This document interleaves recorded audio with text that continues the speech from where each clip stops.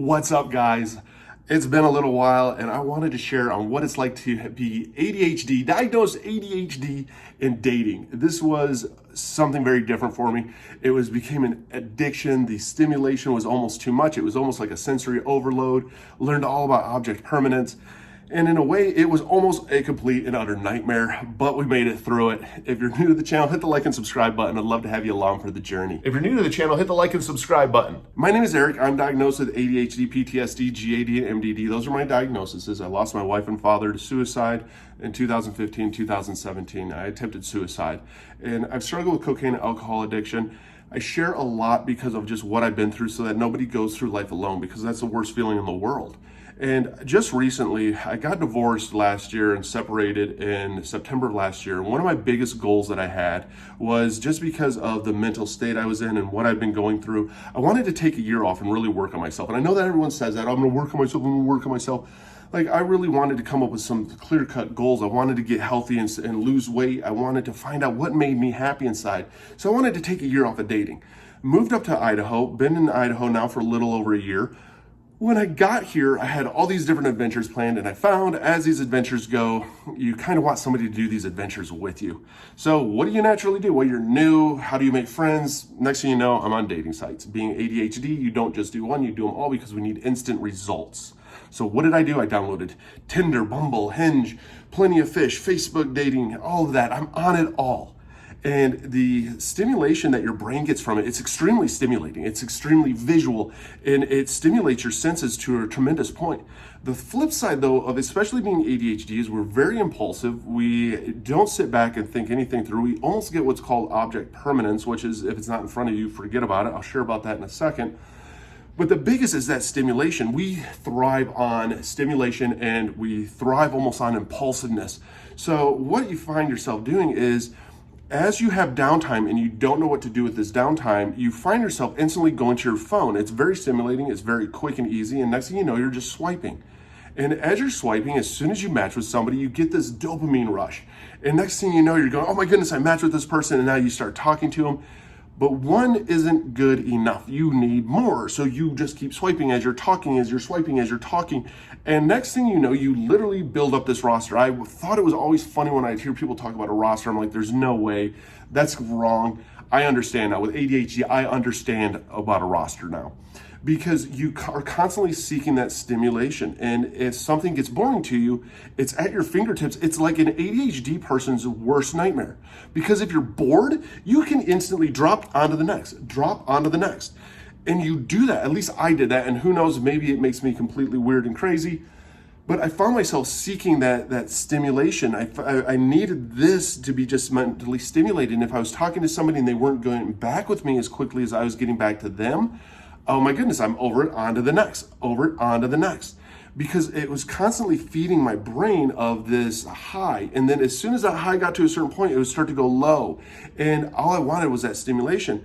Now, being ADHD, you have object permanence, which is, if it's not in front of you, forget about it. So what ends up happening is you set a date with somebody, and you tell yourself, this is what I ran into. I told myself, hey, I'm only gonna go on a date on Monday, Wednesdays, and Fridays. Those will be my 3 dating nights. Next thing you know, you keep forgetting because you don't know what you have scheduled. You're double booking dates, you're triple booking dates. Next thing you know, you have 3 dates in one day. You start booking dates on days that you don't even have dates. I was literally just extending myself to the greatest point because of this high of, oh my goodness, maybe this person's the one, this excitement that builds up inside you. And next thing you know, I'm setting dates every day of the week. My roommate was laughing at me. He's like, dude, are you gonna take a week off? And I'm like, yeah, I'll take next week off. And then next thing you know, book out a whole nother thing. And the one thing I found with ADHD is that we have to be stimulated, and we have to feel that we're understood. Everyone says they're ADHD. Not everyone's ADHD. I hate to say it. And when it comes to ADHD and ADD, there are some differences, but even now, most doctors will admit that they don't fully believe in ADD anymore, and there's different versions of ADHD. So apparently everybody that I did meet would tell me that they're ADHD too, even though there was some differences that I noticed. But one of the hard things that I found is, on a phone, you're able to collect your thoughts a lot easier and put your thoughts out. One of the hard things with ADHD is when you are talking with somebody, your thoughts aren't formulating sometimes as quickly, or you're not communicating as quickly. Sometimes you even have these conversations that you didn't even have and you don't realize it. So the big problem that I found was my communication wasn't extremely clear in a lot of cases of how I wanted it to be clear. I was very, very firm on like my boundaries of, hey, I'm only dating right now. I don't want a serious relationship. I'm really working on myself, but I want somebody to go have adventures with. That also leads to that impulsiveness that you start finding people, and if they weren't impulsive with me and they didn't have these urges to find what I enjoyed doing or what I like doing, I like to be stimulated by going outside. I've found so much joy away from social media and into nature, into hiking and all this, that I was very, very big on my activities. But then I would have people who would look at me and literally go, "You're too busy. You are too busy with life." And I didn't know what they meant by that. I didn't understand it. And it was one of those, like, I wanted somebody to be able to find my energy with. And what do? You default back to these dating apps. I mean, for somebody with ADHD, this dating app, I mean, we get sucked into video games if you're ADHD. Well, you can get sucked into dating apps very easily if you're ADHD because it's constant stimulation. Every time there's that match, there's that high. Every time you set a date, you get this high. It's constant highs.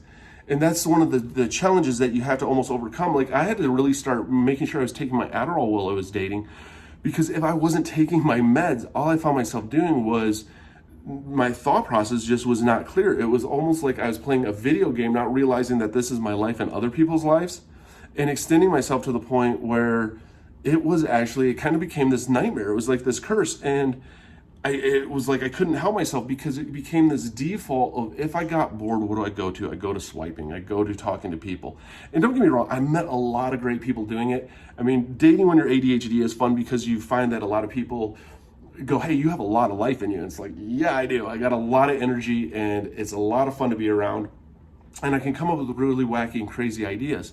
But the other thing is too, is people will say that they understand the ADHD, but make sure that you really sit down and even explain to them, because especially with so much social media and social apps and dating apps now, there's not as much face-to-face, and everyone thinks that they kind of understand everything off of a 15-second clip or off of a 10-minute YouTube video, whatever it might be, that you have to explain to them, with ADHD comes these mood swings. Like, people want to understand why I would be super duper excited, the next thing you know, I'd hit this low.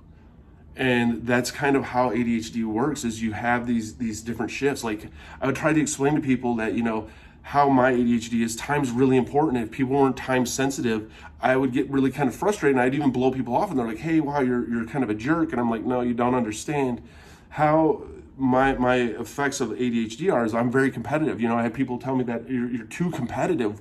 We're not supposed to be competing. We're on a date right now." And I'm like, oh. So you really have to find those balances in it, and you have to find the person that matches your energy. But when you do, trying to stop those apps, you go through like a withdrawal. You go through literally a withdrawal of dating apps, because you're so used to swiping, getting that joy, and having something to do that next thing you know, when you take that away. I've gotten into a relationship here just recently that now that I'm not on any dating apps, it's like, what do I do in my free time? I kind of forgot what this was like. I'm not swiping, I'm not talking to a bunch of people. I don't have that constant stimulation. So I've had to find other things to help stimulate.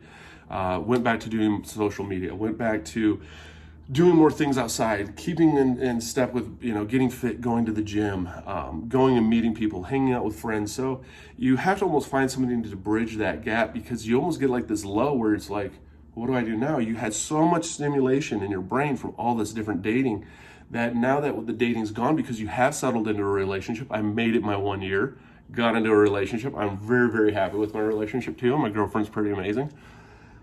But as you get into that, you have to realize that, hey, I got to take a step back from the dating world. I'm not dating anyone anymore. So next thing you know, you're like, okay, I got to come back to peace with myself. And when we are ADHD, it's really kind of hits you in the face a little bit of, okay, what did I let go by the wayside when I was hardcore into this dating? Because when we are ADHD, that attention shifts so much that you put all this energy towards dating, where sometimes you forget cleaning, you forget bills, you forget all these other little aspects of life, because we'll get to it later, because this has our attention right here, and this is now most important, even though this stuff's still sitting here. So, I went back to getting my life back in order, and it's been a positive. But anybody who's dating with ADHD, be careful not to fall into this whole thing of just so much stimulation that you almost become addicted to it, because that stimulation for ADHD, we thrive on it, we thrive.